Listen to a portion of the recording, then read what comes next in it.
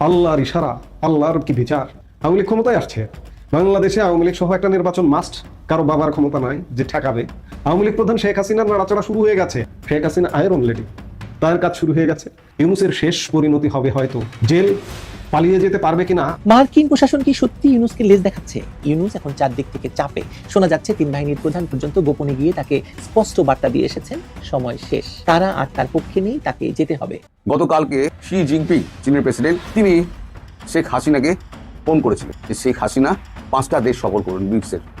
ভারত কখনো একটা প্ল্যান নিয়ে চলে না। চীন এটা বুঝে গিয়েছে যে বাংলাদেশে নেক্সট প্রধানমন্ত্রী হিসেবে ভারতবর্ষ শেখ হাসিনাকে সিংহাসনে বসাবে। মুক্তিযুদ্ধের সপক্ষের দুজন বীর সন্তান, বাংলা মায়ের দুজন বীর সন্তান আজকে হাইকোর্ট থেকে জামিন পেয়েছে। তারা হলো লতিফ সিদ্দিকী, বীর মুক্তিযোদ্ধা, এবং সাংবাদিক মঞ্জুরুল হক পান্না।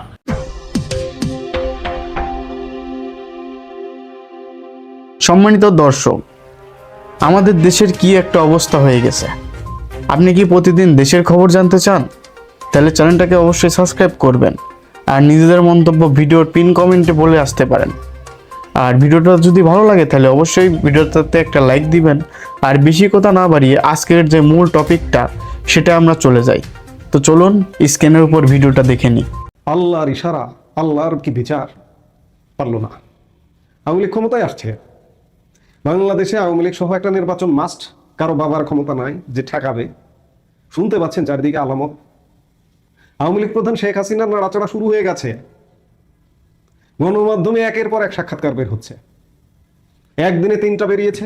আজকে ব্রিটিশ ম্যাগাজিন, প্রভাবশালী ম্যাগাজিন দ্য উইকে প্রচ্ছদ প্রতিবেদন হয়েছেন শেখ হাসিনা। এবং এই ম্যাগাজিনটি মার্কিন যুক্তরাষ্ট্র থেকেও প্রকাশিত হয়, মার্কিন যুক্তরাষ্ট্র ভার্সনও প্রকাশিত হয়। যে কোনো দিন দেখবেন যে শেখ হাসিনা, আমি গতকালকের ভিডিওতেও বলেছি, আজকেও বলছি, শেখ হাসিনা সরাসরি আপনি দেখতে পাচ্ছেন যে কথা বলছেন গণমাধ্যমে, সাক্ষাৎকার দিচ্ছেন, যে কোনো সময় এটা হবে। আর প্রিন্ট ভার্সনে তো প্রতিনিয়ত আসবেনই, চালু হয়ে গেছে। রীতিমতো ভারত সরকার প্রমোট করছে। এখানে আর রাগ ঢাকের কিছু নেই। এবং দেশের রাজনীতিতে কেমন শুরু হয়ে গেছে দেখেন। আওয়ামী লীগকে স্পেস দেবার সকল প্রচেষ্টা চাপে পড়ে দেখুন সেনাবাহিনী উঠে গেছে। এগুলো তো পুরোনো খবর, দুদিন আগের, আরো দুদিন আগের খবর, একদিন আগের খবর। সেনাবাহিনী অলরেডি 50% উঠে গেছে। কেন? আওয়ামী লীগের কর্মসূচি যখন আসতেছে তখন এই যে রায় দেবে শেখ হাসিনার বিরুদ্ধে, রায় দেবে আইসিটি, জামাতি কোর্ট, এই যেদিন রায় দেবে সেদিন আওয়ামী লীগ লকডাউন ডেকেছে এবং আওয়ামী লীগ তীব্র থেকে তীব্রতর কর্মসূচি নিয়ে আসছে। সেই সময় সেনাবাহিনী মাঠ থেকে উঠে গেছে। পুলিশ শক্তিহীন, পুলিশ আজ পর্যন্ত দাঁড়াতে পারেনি, প্রশাসন দাঁড়াতে পারেনি, কেউ দাঁড়াতে পারেনি। কারা ঠেকাবে? বিএনপি জামাত আওয়ামী লীগকে ঠেকা দেবে? মুখোমুখি হবে। আগে হয়েছে না? ভয়ের কিছু নেই। আওয়ামী লীগকে স্পেস দেওয়ার যারা আওয়ামী লীগ করেন, ভাই আপনাদের ভয়ের কিছু নেই। নেত্রী শেখ হাসিনা প্রতিনিয়ত তিনি ক্ষমতায় থাকতে এই দেশটাকে যেভাবে সুরক্ষা দিয়ে রেখেছিলেন, আমরা একটা আঁচড় পাইনি। কি দৃঢ়তার সাথে দেশটা চালিয়েছেন। মার্কিন রাষ্ট্রদূত পর্যন্ত শেখ হাসিনার সাক্ষাৎও পায়নি, এমন হয়েছে। আপনাদের মনে আছে না? শেখ হাসিনা আয়রন লেডি, তার কাজ শুরু হয়ে গেছে। দেশে আওয়ামী লীগকে স্পেস দেবার কাজ শুরু হয়ে গেছে।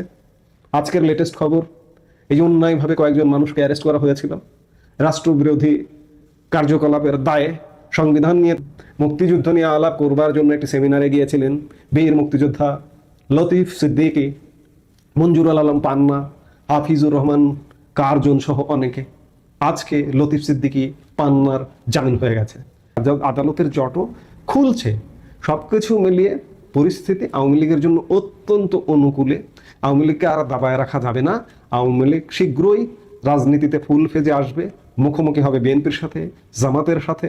আপনারা ভয় পাবেন না। আপনারা 6 সালে এদের মুখোমুখি হয়েই, আন্দোলন সংগ্রাম করেই, নির্বাচনী বৈতরণী পার হয়ে 2008 সালের 29শে ডিসেম্বর একটি অবাধ, নিরপেক্ষ এবং সুষ্ঠু নির্বাচনের মাধ্যমে বিপুল ভোটে ক্ষমতা এসেছিলেন। এবারের সিনারি হবে তার থেকেও আরো বেশি বড় বিজয়। পরিস্থিতি আওয়ামী লীগের ক্রমেই অনুকূলে আসছে। গ্রেপ্তার, জেল, জুলুম করে পার পাবে না। ইউনূস শেষ বয়সে, বৃদ্ধ বয়সে একটা কলঙ্ক নেবার জন্য বাংলাদেশের রাষ্ট্র ক্ষমতার সাথে জড়িয়েছে। ইউনূসের শেষ পরিণতি হবে হয়তো জেল। পালিয়ে যেতে পারবে কিনা আল্লাহ যদি ধরিয়ে দেয় এটা বলা কঠিন। কারণ দেশটাকে একটা দোজকে পরিণত করেছে। আমরা বাংলাদেশের মানুষ অত্যন্ত শান্তিতে ছিলাম। সেই শান্তির বাংলাদেশে প্রতিনিয়ত প্রতি সেকেন্ড শঙ্কায় থাকতে হয়, আজকে হয়তো এখানে এটা ঘটছে, কালকে ওখানে ঘটছে। মানে ভয়ঙ্কর একটা পরিস্থিতির মধ্য দিয়ে বাংলাদেশ যাচ্ছে। এর অবসান হবে অবশ্যই, ইউনূস রেজিমটা চেঞ্জ হবে, রাজনীতিতে একটা গুণগত পরিবর্তন আসবে, সবাই রাজনীতি করতে পারবে, একটা নির্বাচন হবে, এবং নিশ্চিত থাকুন আওয়ামী লীগ কোনো প্রকার ব্রেক ছাড়া, 5 বছরের ব্রেক, 10 বছর তো দূরের কথা, 5 বছরের ব্রেকও লাগবে না, নিশ্চিত থাকুন যে আওয়ামী লীগ বিপুল ভোটে বিজয়ী হয়ে ক্ষমতায় আসবে। এগুলো তারই আলামত এবং কার্যক্রম ইতিমধ্যে শুরু হয়ে গেছে। কাজেই হতাশার কিছু নেই, ভয়ের কিছু নেই। গতকালকে শি জিনপিং, চীনের প্রেসিডেন্ট, তিনি শেখ হাসিনাকে ফোন করেছিলেন। এখন স্বভাবতই আপনাদের মনে প্রশ্ন উঠতেই পারে, এবং সঙ্গত সেটা, যে কি এমন ঘটলো হঠাৎ চীনের প্রেসিডেন্ট শেখ হাসিনাকে ফোন করলেন। এর পেছনে অনেক আন্তর্জাতিক কূটনীতির ব্যাপার আছে। মাঝে একটা আমি ভিডিও করেছিলাম যে শেখ হাসিনা 5টা দেশ সফর করেন ব্রিক্সের। ভারত কখনো একটা প্ল্যান নিয়ে চলে না, plan A, plan B, plan C, plan D সব থাকে, রেডি থাকে। তখন আমি একটা কথা বলেছিলাম যে যদি বাংলাদেশ সংক্রান্ত ব্যাপারটা যদি এগিয়ে যায় তাহলে সফরটা হবে না, আর বাংলাদেশ সংক্রান্ত ব্যাপারটা যদি এই অবস্থায় দাঁড়িয়ে থাকে তাহলে শেখ হাসিনা জনমত মানে বিদেশি জনমত এবং রাষ্ট্রদের নেতাদের সঙ্গে যোগাযোগ, তাদের এই সমর্থন জোগাড় করার ব্যাপারে তাকে ভারত সমস্ত রকম সাহায্য করার জন্য তিনি যাবেন। তা এখন যেহেতু বাংলাদেশের পরিস্থিতি একটা চেঞ্জ হচ্ছে, সেই কারণে তার একটা প্রভাব গিয়ে পড়ছে আমাদের দক্ষিণ পূর্ব এশিয়ায়। এশিয়ায় 3টে শক্তি আছে, রাশিয়া, চীন এবং ভারত।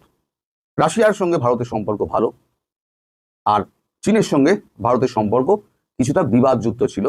কিন্তু যখন আমেরিকার দ্বিতীয় টার্মে প্রেসিডেন্ট হওয়ার পরে যখন তিনি ট্যারিফ ঘোষণা করলেন আমাদের বর্তমান মার্কিন প্রেসিডেন্ট ডোনাল্ড ট্রাম্প, তখন থেকে চীনের একটা মাথা ব্যথা হয়ে দাঁড়ালো যে আমার সেকেন্ডারি মার্কেটটা কোথায়, সেকেন্ডারি মার্কেট কি, তাহলে ভারতবর্ষ, 140 কোটির দেশ, ভারতবর্ষকে আমার ধরতে হবে। তারা তড়িঘড়ি সীমান্ত সমস্যা মিটিয়ে নিলেন, 14-15টা বৈঠক হলো, সীমান্ত থেকে সমস্যা মিটিয়ে গেল। তখনই একটা কথা হয়েছিল যে এই যে সন্ত্রাসবাদ দক্ষিণ পূর্ব এশিয়াতে চাগার দিচ্ছে, তাতে বাংলাদেশের ব্যাপারটা যেটা আছে সেই ইস্যুটাকে সামনে রেখে ভারত কথা বলেছিল।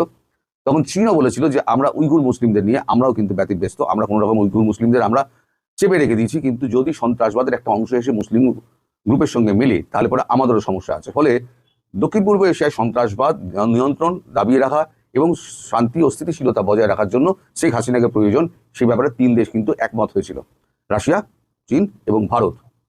তো চীনও তখন বুঝতে পারছে যে ভারতবর্ষ ধীরে ধীরে কিন্তু বাংলাদেশের ব্যাপারে একটা শক্ত অবস্থান যেটা নিয়েছিল সেই জায়গায় ধীরে ধীরে এগোচ্ছে, এবং খুব শিগগিরই হয়তো প্রধানমন্ত্রী হিসেবেই তাকে গদিতে বসিয়ে দেবে।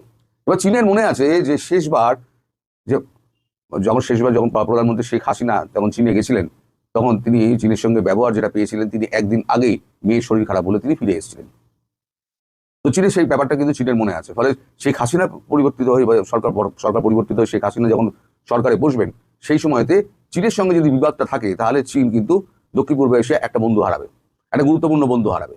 কারণ চীনের সেখানে নিবেশ আছে, অর্থনৈতিক নিবেশ রয়েছে, আর সন্ত্রাসবাদ চীন সর্বদা ভয় পায়, সবসময় ভয় পায়। চীন সবসময় সতর্ক থাকে ওই দিক দিয়ে যাতে কোনোভাবেই তার দেশে না ঢুকতে পারে।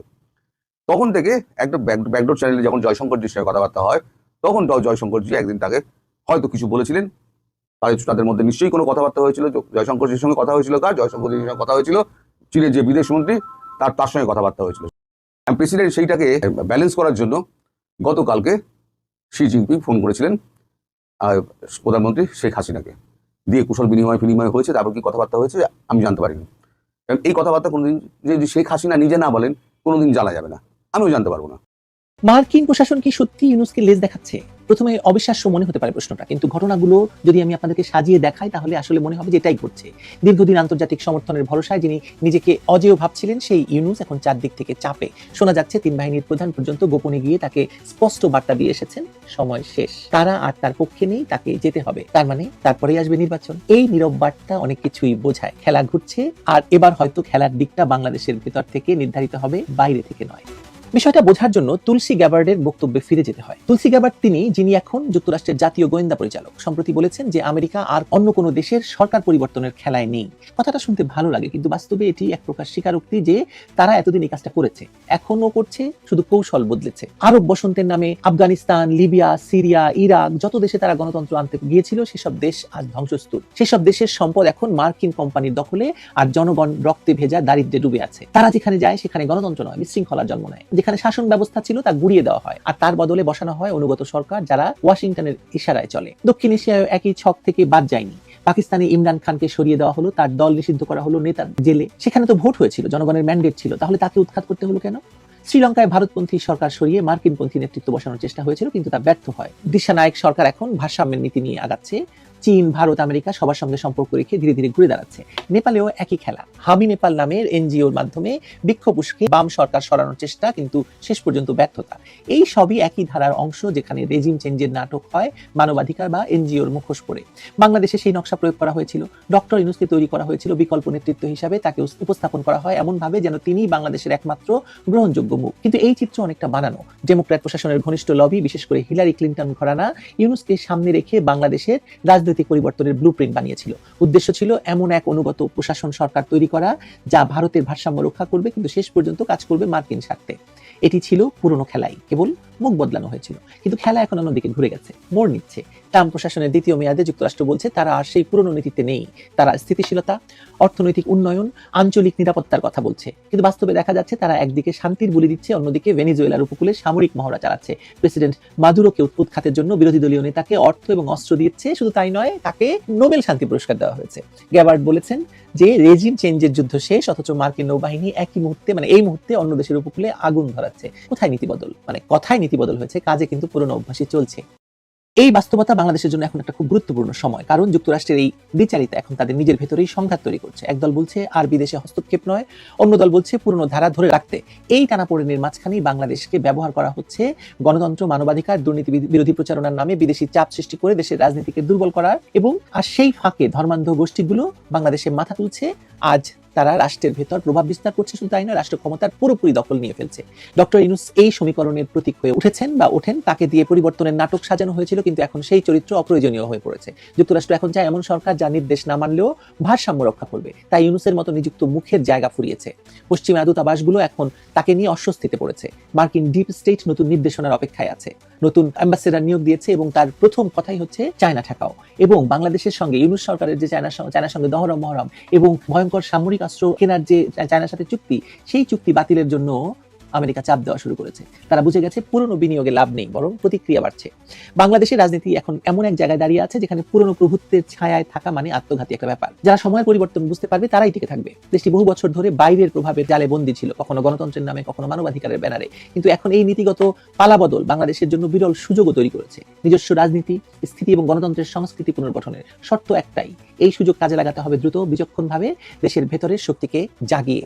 তুলসী গ্যাবার্ডের বক্তব্যে বোঝা যায় আমেরিকা এখন অর্থনৈতিক এবং প্রতিরক্ষা অংশীদারিত্বের দিকে ঝুঁকছে। তারা চায় স্থিতিশীলতা, কিন্তু প্রশ্ন হলো এই স্থিতিশীলতা কার জন্য?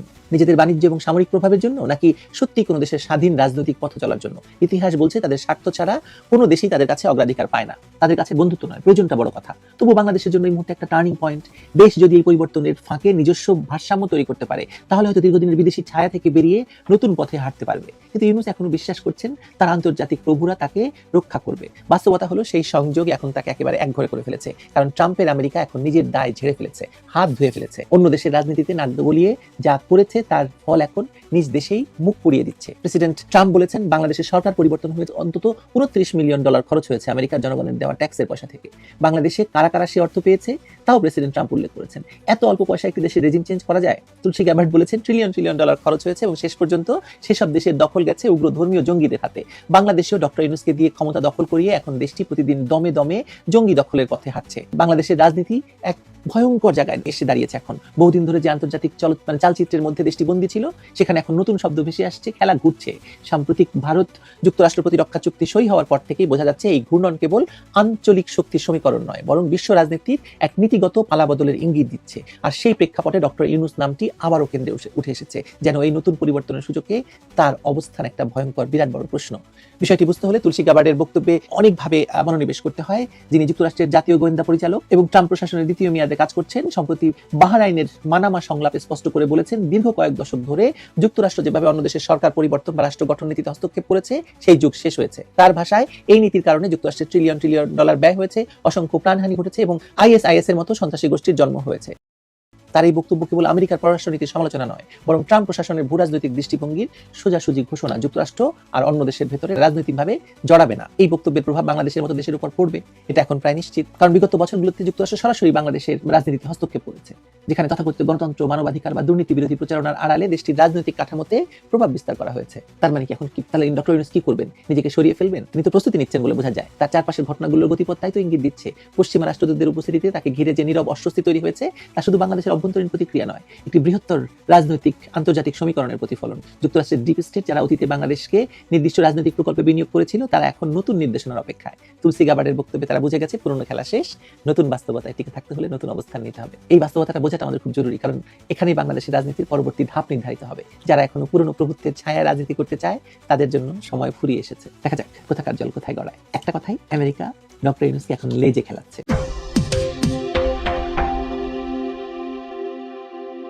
সম্মানিত দর্শক, আমাদের দেশের কি একটা অবস্থা হয়ে গেছে। আপনি কি প্রতিদিন দেশের খবর জানতে চান? তাহলে চ্যানেলটাকে অবশ্যই সাবস্ক্রাইব করবেন আর নিজেদের মন্তব্য ভিডিওর পিন কমেন্টে বলে আসতে পারেন। আর ভিডিওটা যদি ভালো লাগে তাহলে অবশ্যই ভিডিওটাতে একটা লাইক দিবেন। আর বেশি কথা না বাড়িয়ে আজকের যে মূল টপিকটা, সেটা আমরা চলে যাই। তো চলুন স্ক্রিনের উপর ভিডিওটা দেখে নিই।